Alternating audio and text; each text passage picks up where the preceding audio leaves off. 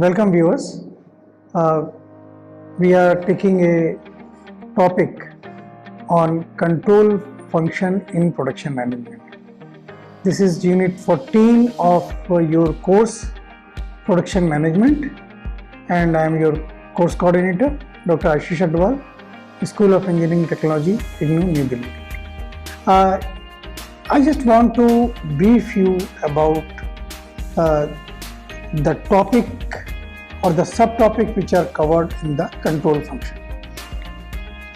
In fact, we have tried to put a lot of things in this particular unit. For example, inventory management, then your other parts which basically control the production. So by going through this session, you will learn so many things, the basics of inventory management, the basics of economic order quantity, basics of ABC analysis, all these things which are going to cover in this unit. If I say or introduce production management. Production management is the management which converts input into the output in terms of organization's product and services.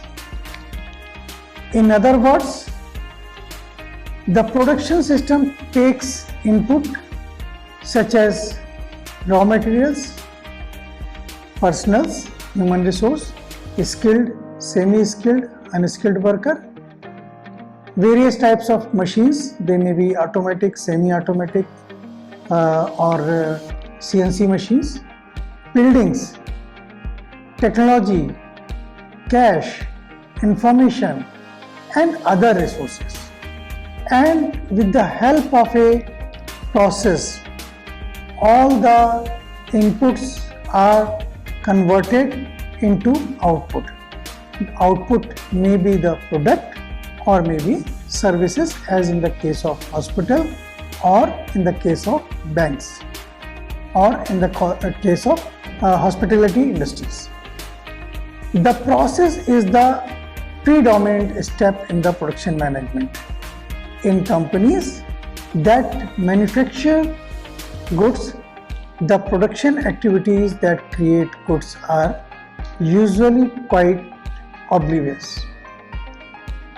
For instance, we can watch the creation of tangible product such as Sony television or Tata truck.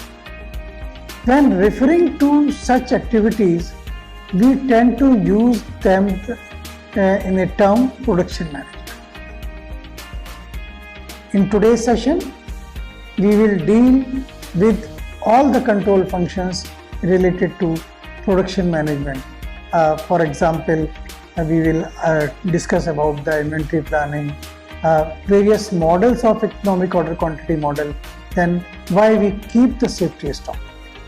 So in today's session, our effort is to make you understand about the control function of production management and various decisions taken by the designers. You will also understand inventory control policy normally followed by firms. Then significance of economic order quantity, why we are keeping the safety stock. By the end of session, you will be able to explain all these points. When we talk about the control function in production management, basically you should understand that production means creation of goods and services.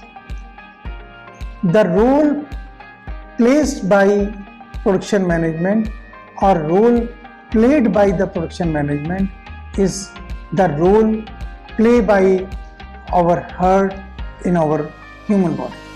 So basically one can say that production management is a heart of any manufacturing company or any industry. the production that takes place when you check or checks processed at your bank, or when a patient is taken care of in a hospital, is called the operation.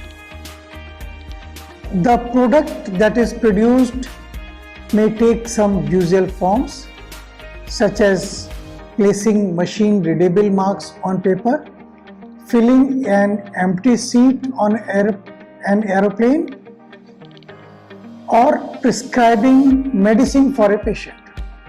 All these are just like an operation. Such task accompanied by firms is known as service organization. The basic function of management performed by good managers or goods manager we will discuss in the coming slide. The first important task is the planning. The managers involved with the production management, they determine the objective and goals for the organization, and they develop programs, policies and procedures that will help organization in attaining them. Managers also determine subordinate plan for every department, group or individual. That means first they will determine the objective, they will determine the goal, then how these plans are interrelated with other department, other group or other individuals.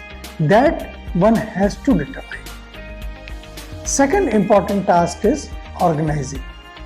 Once you have made a plan on the basis of some objective, on the basis of some goal, then you have to organize what is the structure needed for achieving that particular goal or objective. Managers develop a structure of individuals, groups, department and divisions so that goal or objective can be achieved. Then third important task is staffing.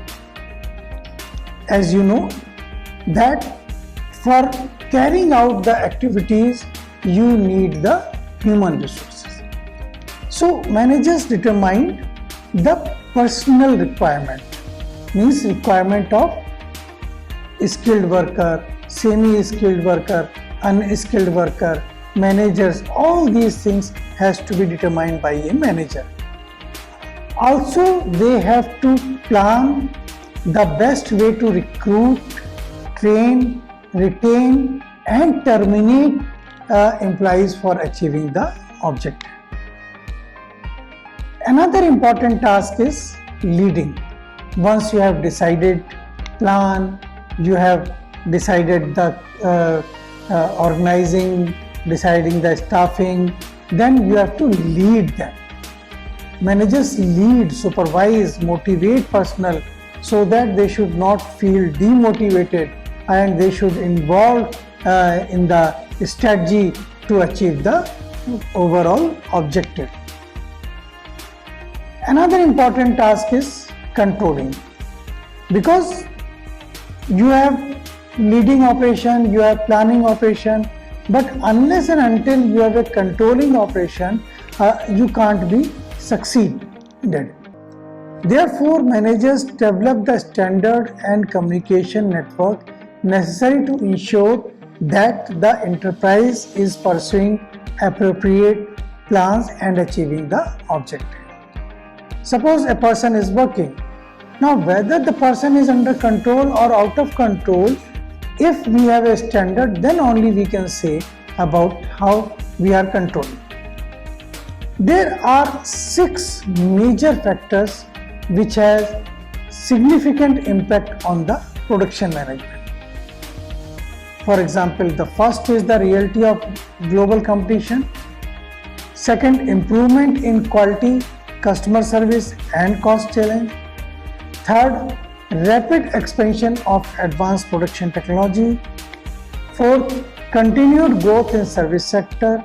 Fifth is scarcity of production resources. and the sixth is increase in demand of innovative product.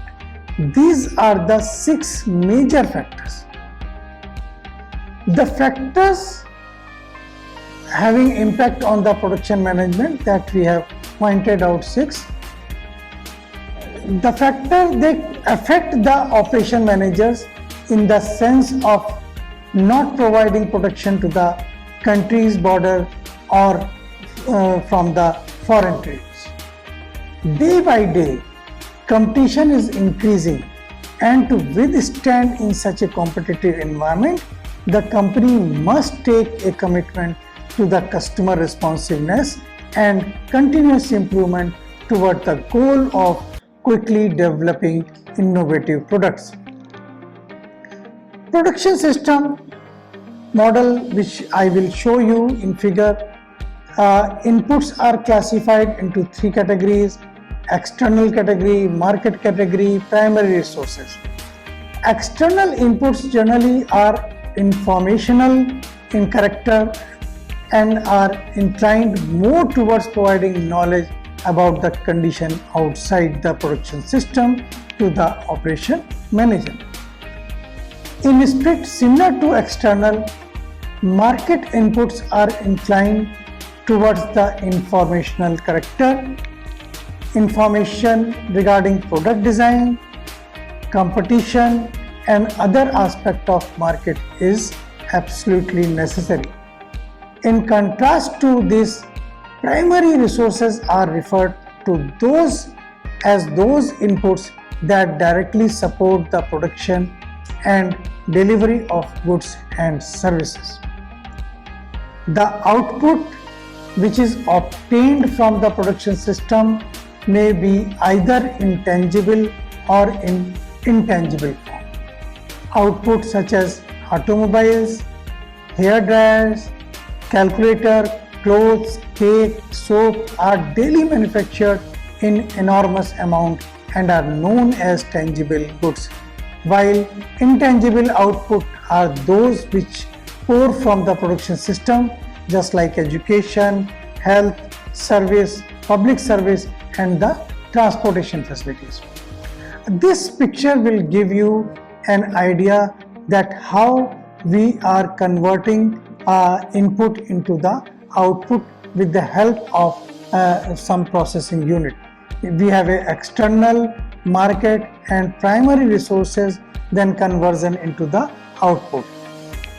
You will appreciate here that we have also made a feedback system, that the customer feedback is important, market feedback is important, so that the process can be modified so that we can produce as per the customer demand. Now, what are the tasks of production management? The task of production management and its working is controlled and governed by various factors and schemes. Usually, operation managers are in very hasty situation, as their decision plays a vital role in deciding the process of a firm. Their decision falls into 3 categories, just like strategic decision, operating decision, and the control decision. If we talk about the strategic decision, these decisions are related to the product, process, and facilities. They carry a strategic importance and have a long-term significance for the organizations. These decisions are so important that people from every sector get together and study the business opportunities carefully and finally arrive at a decision that put the organization in the best position for achieving its long-term goal. Examples of such planning decisions are deciding on the launch of a new product development project, deciding on the design of a production process for a new product. Another example, designing the need of a new factories and then decision about where to locate them, deciding how to allocate scarce raw material, utilities, production capacity, and personnel among new and existing business opportunities. Second type of decisions are operating decisions. The decisions related to planning production to achieve the desired demand. The main function of operation is to take the orders generated by the marketing function for products and services from customer and deliver products and services in such a way that there are satisfied customer at reasonable cost. This picture will give you the idea how you are going from several decision making stages. Now, what are the examples of operating decisions? Just like deciding what products and quantity of each item to be included in the next month production schedule. Also, deciding the quantity of finished goods inventory to carry out for each product. Some other examples: deciding whether there is any increase in the production capacity in next month on the basis of working overtime or giving some contract of production to the suppliers. Then deciding the details of a plan for purchasing raw materials to support next month production schedule. Third important decision is a control decision. These decisions are pertaining to the variety of problems arising in operations, mainly in it handles planning and controlling operations.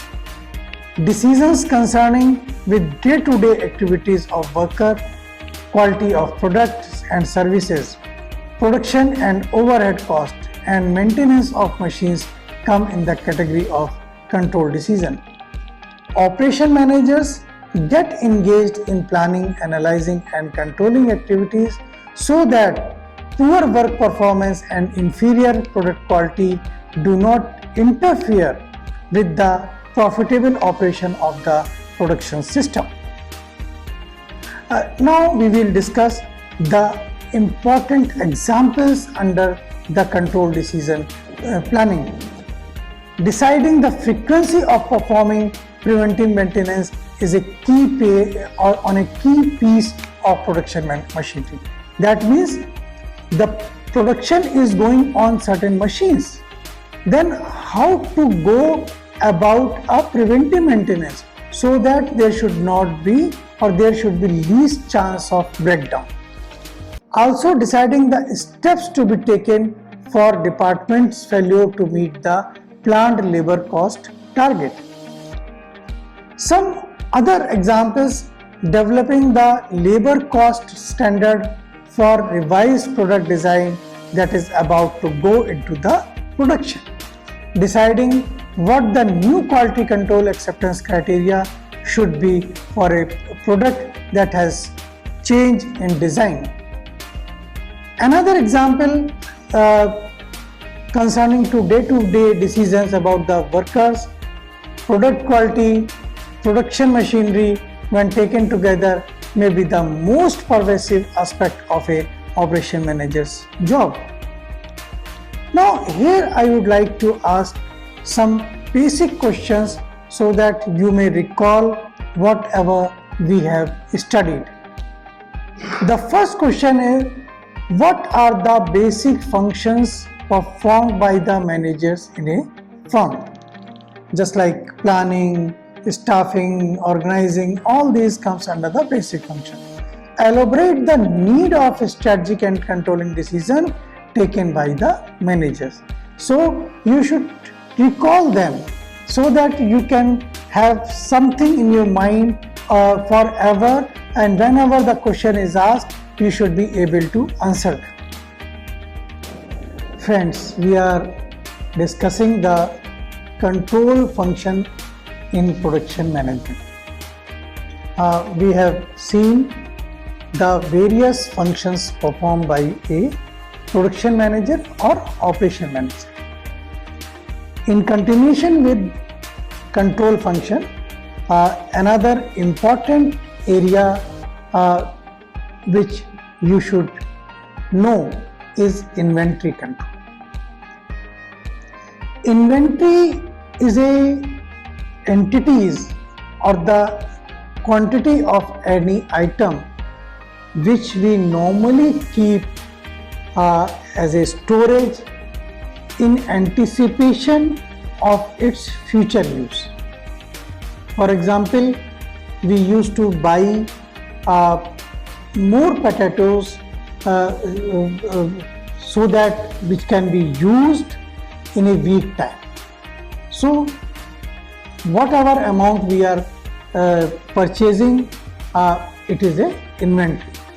Similarly, flour, spices, different varieties of pulses that we keep in our kitchen for the future use. So that is the inventory. Similarly, manufacturing companies, they keep the inventory of raw material, inventory of semi-finished product, inventory of various equipments and tools. They keep it because there should not be any situation that there is a requirement of a tool and it is not available, or there is a requirement of raw material and it is not available. Therefore, inventory is one of the expensive asset of the companies. Why it is so? Because it constitutes 40% of total invested capital. Operation managers in all these firms around the globe have recognized that there is a need of control over inventory. On other hand, a firm tries to reduce the cost by reducing on-hand inventory levels. On the other hand, customer becomes dissatisfied when the item is frequently out of stock. Thus, the company must strike a balance between the inventory investment and the customer service level. As you would expect, cost minimization is a major factor in obtaining this delicate balance. The word inventory resembles the stock of any item or resource used in an organization. An inventory system is the set of policies and controls that monitors levels of inventory and determines what level should be maintained, when stock should be replenished, and how large order should be made. The primary motive of inventory analysis in any manufacturing and stock keeping services is to satisfy the following two needs. The first one is when items should be ordered. Second, how large the order should be. If you remember these 2 points, that will be helpful you in understanding the coming concept which we are going to discuss. Most of the firms are engaged in a long-term relationship with the vendors to supply their needs for the entire year. The inventory purposes are discussed. Why we are keeping the inventory, that we will discuss in the coming slide. We are discussing why we keep the inventory. There are so many reasons, but if we summarize few reasons, then first we want the interdependence between the operations. Variation in product demand, flexibility in product scheduling, variation in raw material delivery time. You will appreciate that if a process for a product constitutes of 3 or more operations, just like A, B, C, D. Then whatever is produced at A, that goes to B, then from B it goes to C, then goes to D, and then final product. Now, if we do not keep the inventory at each stage, what will happen if the machine B gets repaired? So whatever is produced at machine A will be work in process for machine B, but it is unable to produce any item and it does not have any inventory. So machine C will be idle, machine D will be idle. And here, since machine A is working, so we will get the inventory piled up before B. So what we do, or what normally is done in these cases, we used to decouple all the operations. That means we keep the inventory of work in process or the semi-finished product for machine B and machine C. In case of any failure of machine, we use the semi-finished product of machine B for machine C, so that we get the output from machine B at the same level, and in the meantime we can repair machine B. Second reason or the purpose is variation in the product demand. Since there is a variation in the product demand, sometimes it is at a low level, sometimes at a higher level, so we keep the inventory to meet the variation. We want a flexibility in production scheduling. Sometimes, due to various reasons, there is a variation in raw material delivery time. That means lead time is not fixed, it is variable. So these are the 4 reasons which I have given. Due to above reasons, all firms have more inclinations towards inventory. There are various costs associated with inventory which we are going to discuss one by one. For example, holding cost. It includes the cost for storage, facilities, handling, insurance, pilferage, breakage, obsolescence, depreciation, taxes, and the opportunity cost of the capital. All these comes as a holding cost.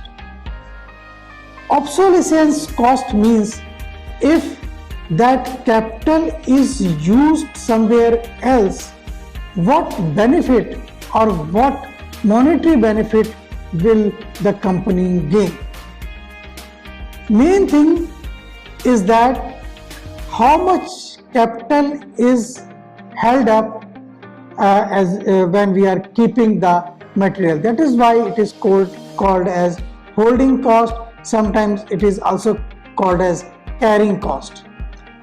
This cost implies that high holding cost tend to favor the low inventory level and frequent replenishment. You will appreciate that we can minimize the holding cost if there are more number of replenishment cycles. Few inventory is coming, but frequently they are coming. Second type of cost is setup cost or the production change cost. It is not always possible or not always occur to get the material purchased from outside. Sometimes some products are manufactured inside to be used for the future. So manufacturing of a product requires the necessary materials, arranging specific equipment setup, filling out the required papers, appropriately changing time and materials, moving out previous stock of the material. These all contributes to the setup cost. Another important cost is ordering cost.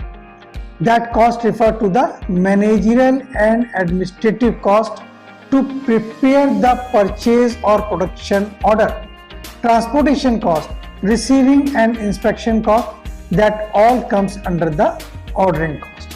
So we have to see the adjustment between the ordering cost and the holding cost. If you are increasing the ordering cost or if you are reducing the holding cost, that means you are increasing the ordering cost. Shortage cost. When the stock of an item gets exhausted, an order for that item must either wait until the stock is replenished or the cancelled. These costs account for the shortage cost. This is two type of cost. First is lost scale, second is your back order. In case of lost scale, that means you have lost it. The customer has gone forever. While in second case, the customer is ready to wait. The only thing is that the time for which he is ready to wait. Besides cost, the timing of these orders is crucial factor that has impact on the inventory cost. There are two ways of classifying inventory system. First is fixed order quantity model, that is called economic order quantity and Q model, and second one is fixed time period model, also known as periodic system or the P model. The main distinction between these two types of model is that Q models are event triggered while P models are the time triggered. The key difference between them is tabulated in the coming table, and brief discussion we have given in the coming slides. Now we will discuss few keywords which we have discussed in our slides, just like production management, transformation of input into output, inventory, any stored item that is used to satisfy a current or future need. Safety stock, it can be termed as extra stock processed by a firm in anticipation of or by the virtue of uncertainty in the customer demand. Controlling is a subsystem of a production system where a portion of output is monitored for feedback signal to provide a corrective action if required. Management and control of inventory is a common problem to all types of organization. So in the previous session, we have seen the various functions to be performed by an operation manager or production manager. We have also understood about the inventory and the purpose of keeping the inventory. Then we have also studied the fixed quantity model or the Q model and the P model. In the coming session, we will study in detail about the Q model and the P model. Thank you.